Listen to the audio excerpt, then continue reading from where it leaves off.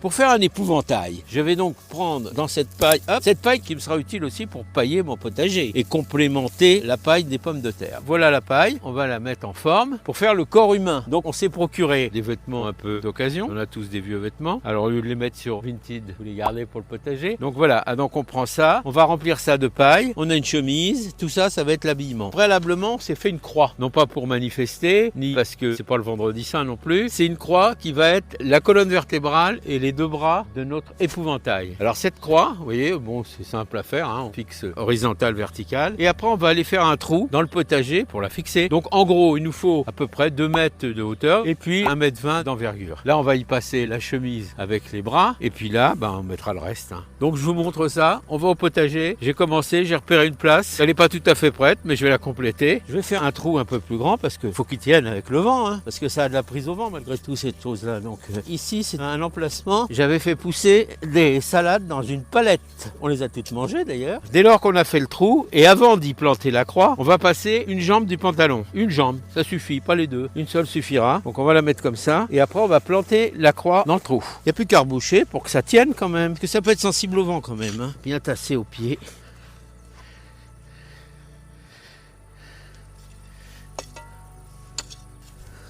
On a la paille, alors on va la détasser un peu parce que comme vous avez vu qu'elle était en ballot, c'est forcément un peu ballot. On va bourrer les jambes avec de la paille. Pourquoi faire? Pour donner du relief un peu, bien sûr. Là, il faut la détasser un peu parce que sinon, c'est des gros paquets de paille et c'est pas le but. Hein. Voilà pour la paille. On va en mettre dans les deux jambes. Hein. Et voilà, on va continuer.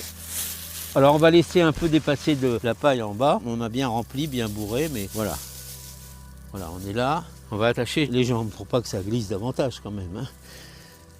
Donc du raffia, rien de plus naturel que le raffia. Si vous n'en avez pas, mettez de la ficelle, hein. Mais le raffia c'est sympa.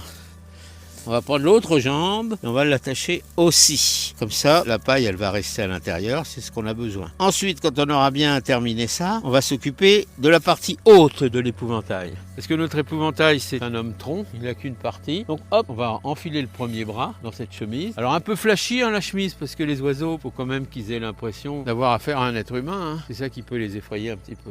Donc là, ça va être l'envergure de notre épouvantail. Donc maintenant, on va faire des muscles un petit peu à notre épouvantail. On laisse dépasser un peu la paille là, hein, vous voyez. On va faire la même chose sur l'autre bras.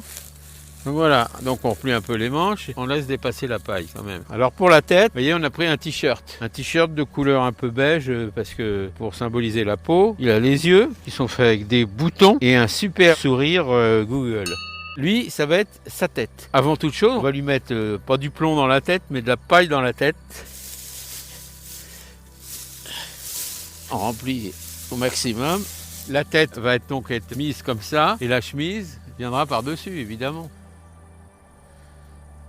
Mon ami épouvantail est prêt. On peut réduire la tête, hein, mais en plus ou moins de paille, selon ce que l'on veut. On lui garde son beau sourire. On va lui mettre un chapeau, quand même, pour pas qu'il ait froid, évidemment, hein, parce que là, il est en plein vent, qui va arriver sur le sommet du crâne. On a pris la précaution de mettre une ficelle ou un raffia, pour pas que le chapeau ne s'envole, bien sûr. Et puis, on va l'attacher par derrière. Je refais un nœud derrière, pour permettre à notre épouvantail de jouer son rôle d'épouvanté. Les deux derniers boutons, on va les laisser ouverts. Pourquoi on les laisse ouverts? Pour permettre au vent de s'engouffrer un peu dedans et de donner un peu plus de légèreté à notre épouvantail avec le vent et puis plus de souplesse. Alors, ce que je voulais vous dire, c'est que prochainement, d'ici 3 semaines, je crois, il y a un festival dans un village près d'ici où ils font le festival des épouvantails. Donc, c'est chaque habitant, plusieurs habitants, se mettent ensemble, fabriquent un épouvantail. Il va y avoir peut-être même des centaines d'épouvantails qui sont disposés dans une prairie et j'irai sur place pour vous montrer un peu le reportage. Et les gens font ça et après, c'est voté. Il y a un vote qui se fait pour l'épouvantail le plus réussi. Je ne pense pas que ce soit celui-là, il est hors concours.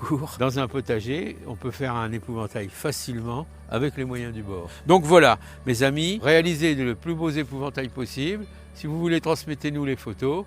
On est capable de les présenter à tous les adhérents sur le site. Bon courage et à bientôt.